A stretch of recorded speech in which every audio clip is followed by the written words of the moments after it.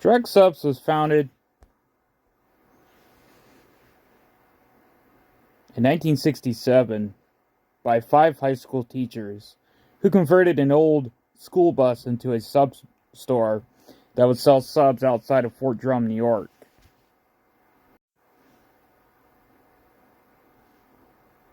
The 5 teachers took the first letters of their names and combined it for JRECK Subs. The mascot of JRECK Subs is actually a captain, like a boat captain or something, with the letter J on top of his hat. Like he's directing the sub restaurant. If you have never heard of a JRECK Subs, it's basically a locally owned, well, not really locally owned, but like a franchise here in New York State. It's kind of like a wannabe Subway, basically. They really don't have a lot of locations anymore. Throughout the past couple years, they actually been closing a lot of locations because of I think like franchise disagreements and stuff, and also like competition with like Subway and other restaurants. As well as their restaurants are not really that good. Like their food is not really that good. Their restaurants are pretty cool.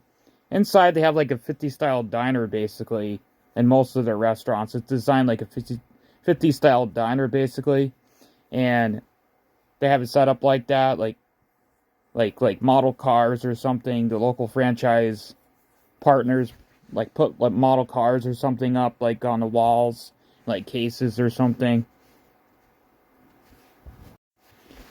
There used to be a few locations up here in northern New York, but throughout the years, like I said, many of the locations have closed because of competition, and I think it's just because nobody goes to them because of like the food is kind of sucks. It's kind of terrible.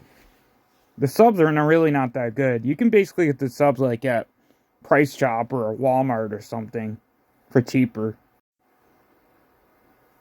And the locations are always close by to a Subway too. Like the location that I used to frequent was a location in Champlain, and it was really close to Subway. It was basically like directly across the street, basically.